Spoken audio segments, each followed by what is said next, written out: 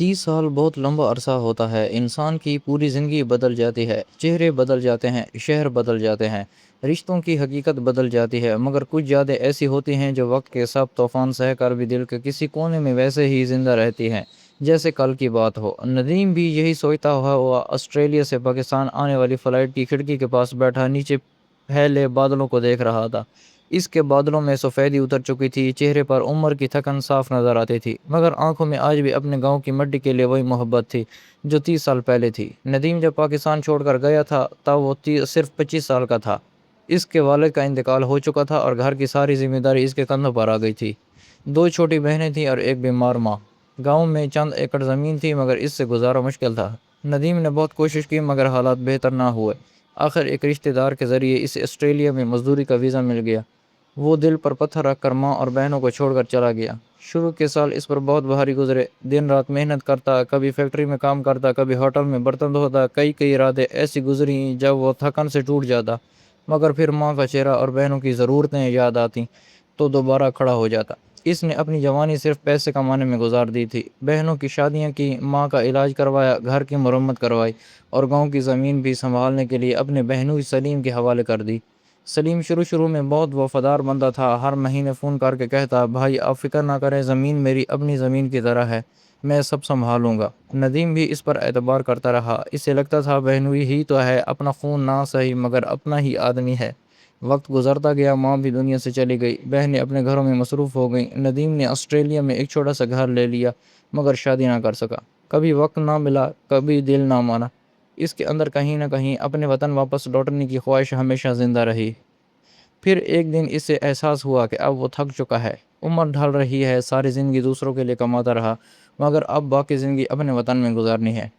اس نے اپنا کاروبار بیچ دیا اور مستقل پاکستان واپس آنے کا فیصلہ کر لیا۔ کراچی ایئرپورٹ پر قدم رکھتے ہی اس کی آنکھیں نم ہو گئیں۔ ہر چیز بدلی ہوئی تھی مگر مٹی کی خوشبو وہی تھی۔ وہ سیدھا اپنے گاؤں پہنچا، راستے بھر وہ پرانی یادوں میں کھویا رہا۔ وہی کھیت، وہی نہر، وہی پرانی سڑکیں، مگر اب سب کچھ چھوٹا چھوٹا لگ رہا تھا۔ گاؤں پہنچتے ہی اسے پہلا جھٹکا لگا، اس کا آبائی گھر اب پہلے جیسا نہ تھا۔ دیواروں پر سلیم کے بیٹوں کے نام لکھے تھے، صحن میں کھڑی موٹر سائیکلیں اور باہر بندھے جانور صاف بتا رہے تھے کہ اب یہ گھر کسی اور کا سمجھا جا رہا ہے۔ سلیم نے اسے دیکھتے ہی مسحور خوشی ظاہر کی، گلے ملا مگر اس کے چہرے پر گھبراہٹ صاف نظر آ رہی تھی۔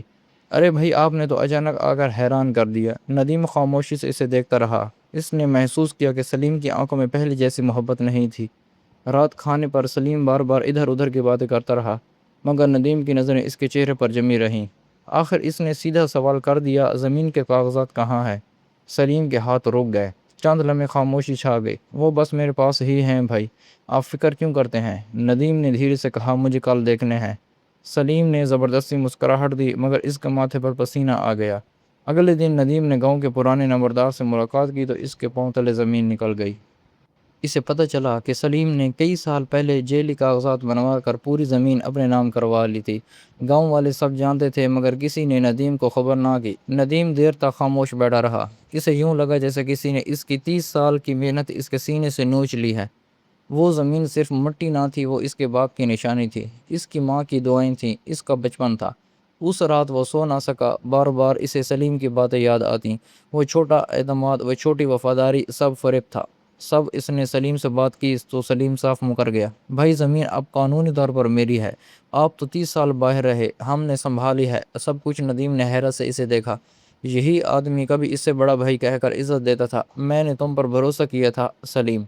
سلیم نے کندھے اچکائے، زمانہ بھروسے پر نہیں چلتا بھائی۔ یہ جملہ ندیم کے دل میں تیر کی طرح لگا۔ وہ خاموشی سے وہاں سے اٹھ گیا۔ چند دن بعد اس نے شہر جا کر ایک مشہور وکیل سے وقت لیا۔ لوگوں کو کہنا تھا کہ وہ وکیل کبھی کیس نہیں ہارتا، بہت ایماندار اور ذہین آدمی ہے۔ ندیم نے سوچا شاید یہی آخری امید ہے۔ وکیل کا دفتر شہر کے مہنگے علاقے میں تھا۔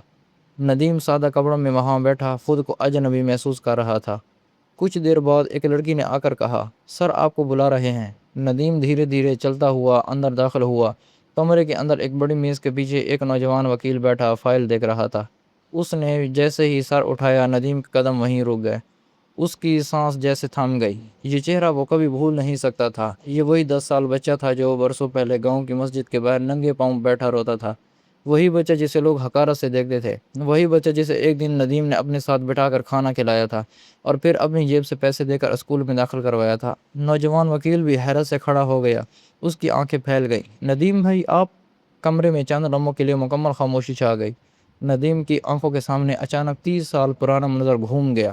گرمی کا سخت دن تھا، گاؤں کی مسجد کے باہر ایک دبلا پتلا بچہ بیٹھا تھا، کپڑے پھٹے ہوئے تھے اور آنکھوں میں بھوک صاف دکھائی دیتی تھی۔ لوگ آتے جاتے اسے دھتکارتے تھے، کوئی کہتا یہ چور کا بیٹا ہے، کوئی کہتا اس کی ماں بھیک مانگتی ہے۔ ندیم اس وقت جوان تھا، وہ رک گیا تھا۔ اس نے بچے سے پوچھا کھانا کھایا ہے؟ بچے نے خاموشی سے سر ہلا دیا تھا۔ ندیم اسے ہوٹل لے گیا، کھانا کھلایا، پھر معلوم ہوا کہ بچے کا نام ساحل ہے اور اس کا باپ مر چکا ہے۔ ماں لوگوں کے گھروں میں کام کرتی ہے مگر غربت کی وجہ سے ساحل اسکول نہیں جا سکتا۔ اس دن ندیم نہ جانے کیوں بہت دیر تک سوچتا رہا، پھر اس نے اگلے ہی دن ساحل کو اسکول میں داخل کروا دیا۔ کتابیں خریدیں، یونیفارم دلوائی، گاؤں والے ہنستے تھے، ایک غریب کے بچے پر پیسہ ضائع کر رہا ہے، مگر ندیم نے کسی کی پرواہ نہ کی۔ ساحل پڑھنے میں بہت تیز تھا، ہر سال پہلی پوزیشن لیتا۔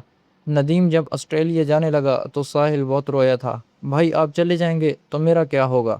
تب ندیم نے اس کے سر پر ہاتھ رکھ کر کہا تھا، محنت کرنا، ایک دن بڑا آدمی بننا۔ اور آج وہی بچہ اس کے سامنے ایک کامیاب وکیل بن کر کھڑا تھا۔ ساحل کی آنکھیں بھیگ گئی تھیں، وہ میز سے نکل کر آیا اور ندیم کے گلے لگ لیا۔ بھائی آپ کہاں تھے اتنے سال؟ ندیم کی آنکھوں میں نمی تیر گئی۔ اس نے دھیرے سے کہا، زندگی کی دوڑ میں کہیں کھو گیا تھا۔ ساحل نے انہیں عزت سے بٹھایا، پانی دیا اور پھر مسکراتے ہوئے بولا، آپ نے مجھے پہچان لیا؟ ندیم نے ہلکی سی مسکراہٹ دی، تمہیں کیسے بھول سکتا ہوں؟ ساحل کچھ لمحے خاموش رہا، پھر بولا، آپ کو اندازہ بھی نہیں آپ نے میرے لیے کیا کیا تھا۔ اگر اس دن آپ میرا ہاتھ نہ پکڑتے تو شاید میں آج زندہ بھی نہ ہوتا۔ ندیم خاموشی سے اسے دیکھتا رہا۔ اسے پہلی بار محسوس ہوا کہ شاید انسان کی سب سے بڑی کمائی زمین یا دولت نہیں، بلکہ وہ نیکیاں ہوتی ہیں جو وہ کسی کے دل میں چھوڑ جاتا ہے۔ پھر ساحل نے فائل کھولی اور سنجیدگی سے بولا، اب بتائیے مسئلہ کیا ہے؟ بھائی آج آپ کا یہ چھوٹا بھائی آپ کے ساتھ کھڑا ہے۔ ندیم کچھ لمحے خاموش بیٹھا رہا، اس کے چہرے پر عجیب سی تھکان تھی، جیسے برسوں کا بوجھ اس کے کندھوں پر آ گیا ہو۔ ساحل اس کی خاموشی سمجھ رہا تھا۔ اس نے آہستہ سے کہا، بھائی دل ہلکا کر لے، اب اکیلے نہیں ہیں۔ یہ جملہ سنتے ہی ندیم کی آنکھیں بھر آئیں۔ 30 سال تک اس نے کبھی کسی کے سامنے اپنی کمزوری ظاہر نہیں کی تھی۔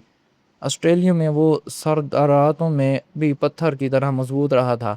جب مزدوری کرتے ہوئے ہاتھ زخمی ہوتے تب بھی خاموش رہتا۔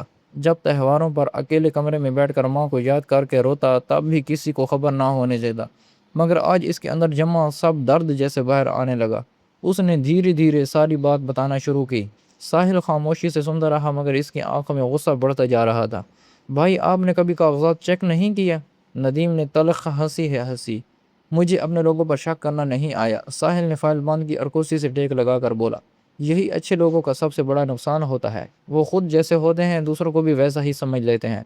پھر اس نے سنجیدگی سے پوچھا، اصل کاغذات آپ کے پاس ہیں؟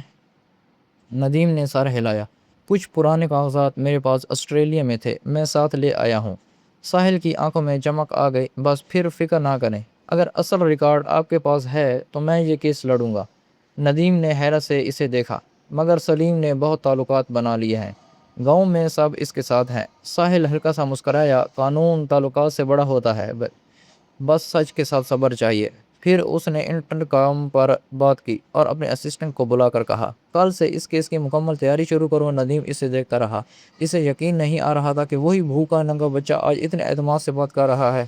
وقت واقعی عجیب چیز ہے۔ دفتر سے نکلتے ہوئے ساحل نے کہا، بھائی آپ آج میرے گھر چلیں، میں آپ کو کہیں اور نہیں جانے دوں گا۔ ندیم نے منع کیا مگر ساحل نہ مانا، آخر وہ اس کے ساتھ چلا گیا۔ ساحل کا گھر بھی اس کے دفتر کی طرح خوبصورت تھا، مگر وہاں ایک عجیب سا سکون تھا۔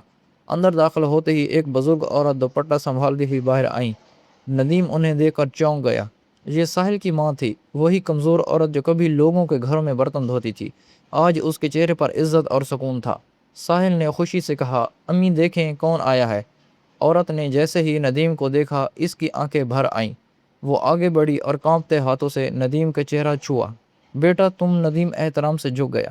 خالہ کیسی ہیں آپ؟ وہ رونے لگیں۔ اللہ تمہیں خوش رکھے بیٹا، تم نے میرے بچے کو سہارا دیا تھا، آج وہ جہاں ہے تمہاری وجہ سے ہے۔ ندیم کے دل میں عجیب سی نرمی اترتی چلی گئی، اسے برسوں بعد اپنائیت محسوس ہو رہی تھی۔ رات کھانے پر ساحل بار بار بچپن کی باتیں کرتا رہا۔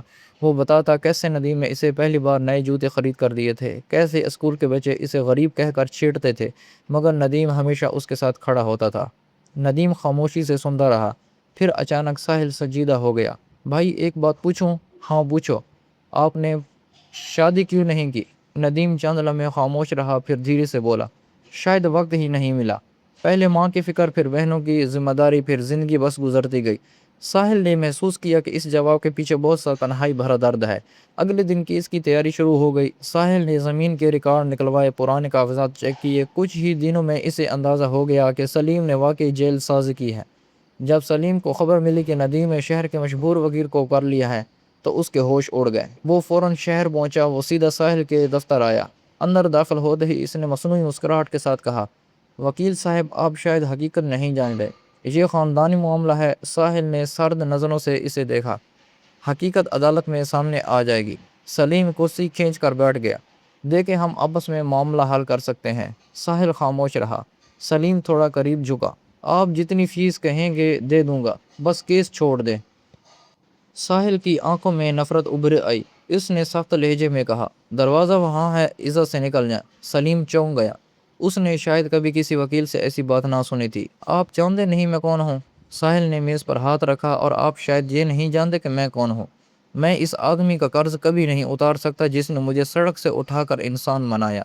اب اگر پوری دنیا بھی آپ کے ساتھ کھڑی ہو تب بھی میں یہ کیس نہیں چھوڑوں گا۔ سلیم غصے سے سرخ ہو گیا، مگر خاموشی سے نکل گیا۔ اس دن کے بعد گاؤں میں طرح طرح کی باتیں ہونے لگیں۔ ندیم صبح سویرے تیار ہو کر ساحل کے ساتھ عدالت پہنچا۔ عدالت لوگوں سے بھری ہوئی تھی۔ سلیم بھی اپنے وکیلوں کے ساتھ آیا ہوا تھا۔ اس کے چہرے پر مصنوعی اعتماد تھا، مگر آنکھوں میں بے چینی صاف دکھائی دیتی تھی۔